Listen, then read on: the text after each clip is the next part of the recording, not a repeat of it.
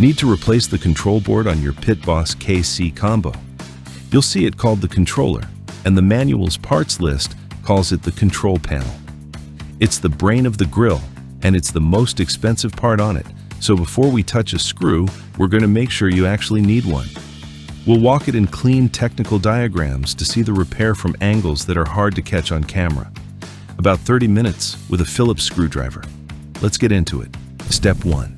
But first, power off, cord unplugged, and everything cool to the touch. Then, we can work. Now before you spend anything, check the fuse. There's a 5-amp fast blow fuse on this board, and a blown one looks exactly like a dead controller. It's a couple of dollars and it has saved a lot of boards from the bin. Step 2.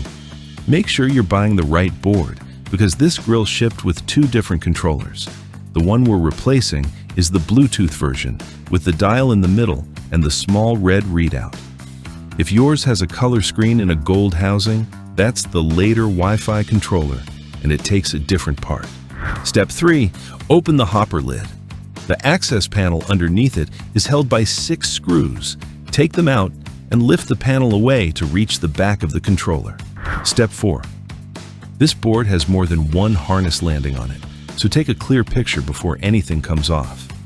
On a job like this, that photo is the repair. Everything after it is just matching what you already had. Step 5. Work around the board and release each connector in turn. Press the tab and pull on the plug rather than the wires. Take them off one at a time so nothing gets confused with anything else. Step 6. With the wiring clear, take out the fasteners holding the board in its housing and support the board as the last one comes out so it doesn't drop. Step 7. Put the old and the new side by side before you fit anything. The faceplate should match, button for button, and every socket on the back should have a partner on the old one. If anything doesn't line up, stop, because it's the wrong board. Step 8. Set the new board into the housing, line the fasteners up, and start each one by hand before you tighten it. Snug is enough here because you're clamping a circuit board. Step 9.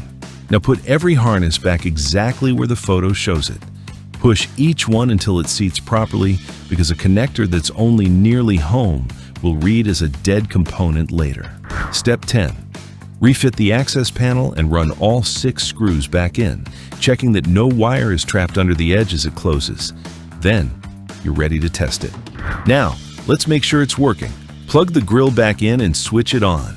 The display should light up and you should see ACT with a temperature on it. Then, set a temperature and start it normally and watch the status icons behave with the auger feeding it and the fan running. And check that the readout climbs and holds where you set it. Pass all of these, and this repair is finished. 2 questions worth answering.